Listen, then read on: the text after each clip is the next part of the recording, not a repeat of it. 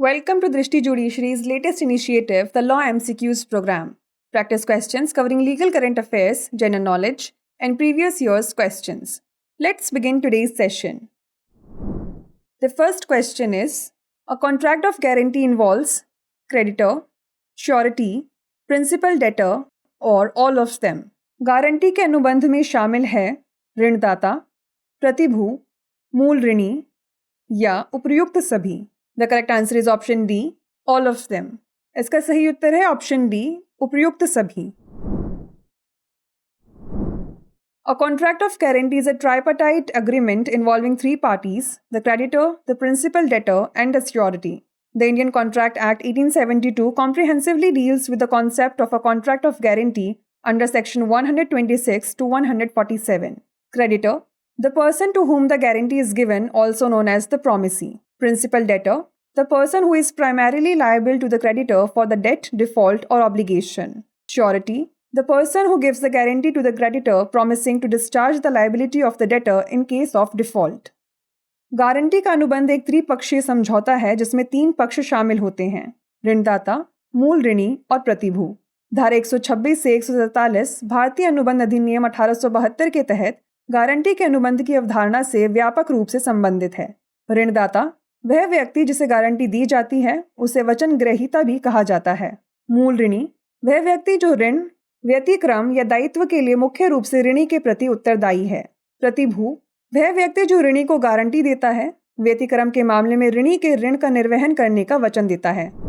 Next question is, the doctrine of public trust was recognised by the supreme court of India in MC Mehta versus Kamalnath, MC Mehta versus union of India, Vellore Citizens Welfare Forum versus union of India और none of the above. लोक न्यास के सिद्धांत को भारत के सर्वोच्च न्यायालय द्वारा मान्यता दी गई थी MC मेहता बनाम कमलनाथ, MC मेहता बनाम भारत संघ, वेल्लोर नागरिक कल्याण फोरम बनाम भारत संघ या उपयुक्त में से कोई भी नहीं. The correct answer is option A, MC Mehta versus Kamalnath. इसका सही उत्तर है ऑप्शन ए, MC मेहता बनाम Kamal Nath. The doctrine of public trust is a legal principle that originated in Roman law and has been adopted and adapted in various legal systems around the world, including India. In environmental law, the doctrine of public trust has been used to safeguard natural resources from overexploitation, degradation, and pollution. The Supreme Court has consistently held that the government has a duty to protect and preserve natural resources as a trustee for the present and future generations. Landmark judgments by the Supreme Court, such as MC Mehta versus Kamalnath case regarding pollution of the Ganges River, have reaffirmed the application of the public trust doctrine in environmental matters. The court has emphasized that the state cannot abdicate its responsibility as a trustee of natural resources and must take proactive measures to protect them. लोक न्यास का सिद्धांत एक कानूनी सिद्धांत है जिसकी उत्पत्ति रोमन कानून में हुई है और इसे भारत सहित विश्व की विभिन्न कानून प्रणालियों में अपनाया एवं अनुकूलित किया गया है. पर्यावरण कानून में प्राकृतिक संसाधनों को अत्यधिक दोहन, क्षरण और प्रदूषण से बचाने हेतु लोक न्यास के सिद्धांत का उपयोग किया गया है. सुप्रीम कोर्ट ने माना है कि वर्तमान और भविष्य की पीढ़ियों के लिए एक ट्रस्टी के रूप में प्राकृतिक संसाधनों की रक्षा एवं संरक्षण करना सरकार का कर्तव्य है. गंगा नदी के प्रदूषण के संबंध में MC मेहता बनाम कमलनाथ मामले जैसे सुप्रीम कोर्ट के ऐतिहासिक फैसलों ने पर्यावरण मामलों में लोक न्यास के सिद्धांत के आवेदन की पुष्टि की है. न्यायालय ने इस बात पर जोर दिया है कि राज्य प्राकृतिक संसाधनों के ट्रस्टी के रूप में अपनी जिम्मेदारी से बच नहीं सकता है और उन्हें उनकी सुरक्षा हेतु सक्रिय कदम उठाने चाहिए. Next question is, under the code of civil procedure 1908, which section और order deals with the provision for attachment before judgement? Section 83, section 89, order 38 rule 5 और सेक्शन 151. सिविल प्रक्रिया संहिता 1908 के अंतर्गत कौन सी धारा या आदेश फैसले से पहले कुर्की के प्रावधान से संबंधित है? धारा 83, धारा 89, आदेश 38 नियम 5 या धारा 151. The correct answer is option C, order 38 rule 5. इसका सही उत्तर है ऑप्शन सी, आदेश 38 नियम 5. Attachment before judgment is a legal provision where a court can order the attachment of the property of the defendant before a judgment is given in the case. This provision is aimed at securing the plaintiff's interest in case the defendant is likely to dispose of or hide the property to defeat the judgment. Order 38 Rule 5 of the Code of Civil Procedure 1908 deals with attachment before judgment. The sole object behind the order levying attachment before judgment is to give an assurance to the plaintiff that his decree, if made, would be satisfied. फैसले से पहले कुर्की एक कानूनी प्रावधान है जहां न्यायालय मामले में फैसला देने से पहले प्रतिवादी की संपदा की कुर्की का आदेश दे सकती है। इस प्रावधान का उद्देश्य उस स्थिति में वादी के हितों को सुरक्षित करना है जब प्रतिवादी द्वारा फैसले को विफल करने के लिए संपदा का निपटान करने या छिपाने की संभावना हो। सिविल प्रक्रिया संहिता 1908 के आदेश 38 नियम 5 निर्णय से पहले कुर्की से संबंधित है। निर्णय से पहले कुर्की लगाने के आदेश के पीछे एकमात्र उद्देश्य वादी को यह आश्वासन देना है कि यदि उसका डिक्री किया गया तो वह संतुष्ट होगा। Next question is Which of the following section of the Hindu Marriage Act 1955 deals with adultery as a ground for divorce? Clause 3rd subsection 1 of section 13, Clause 1st subsection 1 of section 13, Clause 1A subsection 1 of section 13 or Clause 6th subsection 1 of section 13.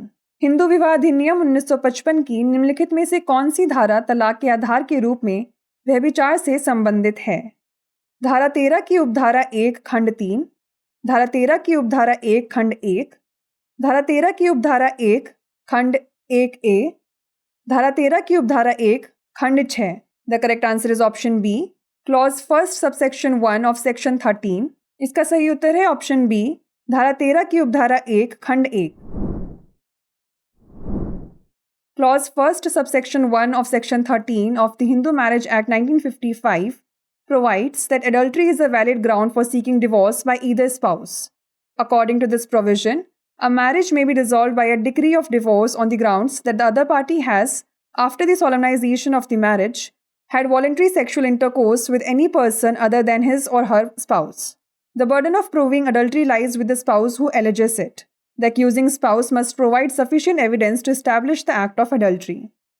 Hindu विवाह अधिनियम 1955 की धारा 13 उपधारा 1 खंड 1 में प्रावधान है कि व्यभिचार पति पत्नी में से किसी एक द्वारा तलाक मांगने का वैध आधार है।